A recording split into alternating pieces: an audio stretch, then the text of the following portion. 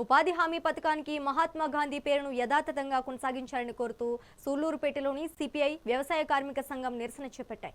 నిధుల కేటాయింపులో మార్పులు చేయడం ద్వారా పథకాన్ని నిర్వీర్యం చేయవద్దని నాయకులు డిమాండ్ చేశారు. పేదల కడుపు కొట్టేలా కేంద్రం తీసుకుంటున్న నిర్ణయాలను విరమించుకోవాలని, చట్టంలోని హక్కులను కాపాడాలని ఎంపీడీఓ కార్యాలయం వద్ద ఆందోళన నిర్వహించారు.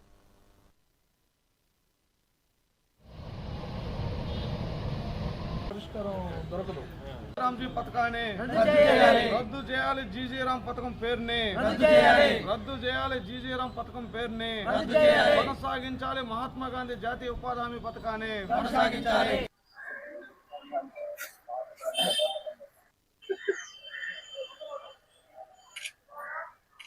కేంద్ర ప్రభుత్వం గ్రామీణ ప్రజానీకం యొక్క గొంతు నొక్కేటువంటి విధంగా ఈ రోజున పోరాడి సాధించుకున్నటువంటి మహాత్మా గాంధీ జాతీయ గ్రామీణ ఉపాధి హామీ చట్టాన్ని నిర్వీర్యం చేసేటువంటి దిశగా వికసిత భారత్ జీ రామ్జీ అనేటువంటి పేరుతో చట్టంగా ఉన్నటువంటి దాన్ని పథకంగా మార్పు చేస్తూ, అంటే పేద ప్రజలకు హక్కుగా ఉండేటువంటి ఉపాధి హామీ చట్టాన్ని ప్రభుత్వాల యొక్క దయలాగా మార్చేసి గ్రామీణ ప్రజల కడుపు కొట్టేటువంటి విధంగా ప్రభుత్వం వ్యవహారం చేస్తా ఉంది.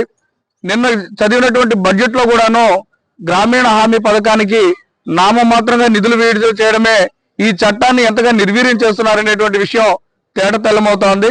కాబట్టి ప్రభుత్వాలు ఈ నిర్ణయాన్ని వెనక్కి తీసుకోవాలని చెప్పేసి, ప్రజల హక్కుగా ఉండేటువంటి జాతీయ గ్రామీణ ఉపాధి హామీ చట్టాన్ని నిర్వీర్యం చేయకుండా, దాంట్లో ఎటువంటి పేరు మార్పు చేయకుండా చట్టాన్ని యథాతథంగా కొనసాగించాలని చెప్పేసి భారత కమ్యూనిస్టు పార్టీ సిపిఐ ఆంధ్రప్రదేశ్ వ్యవసాయ కార్మిక సంఘంగా మేము డిమాండ్ చేస్తా ఉన్నాం.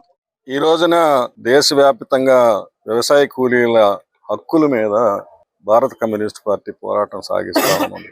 ఈ హక్కుని సంపాదించిందే కమ్యూనిస్టులు. ఆ రోజు 64 మంది కమ్యూనిస్టులు, వాళ్ళతో పాటు ఒక 30 మంది వామపక్ష భావాలు కలిగిన పార్లమెంట్ సభ్యులు కలిసి కాంగ్రెస్ తో అంతర్గత పోరాటం చేసి చాలా కాలం ఈ చట్టాన్ని తీసుకొచ్చాం. ఇది మా చట్టం అని చెప్పుకుంటుంటాం మేము.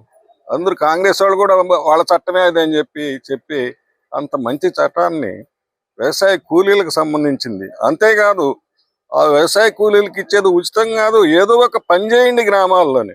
ఈరోజు రోడ్లు వేసుకోవడము, లేకపోతే కాలువలు తవ్వుకోవడము, లేకపోతే గుంటలు ఏదన్నా ఉంటే అడ్డంగా ఉంటే పూడ్చుకోవడము, ఇవన్నీ కూడా చేస్తున్నారు ఎంతకాలం నుంచి.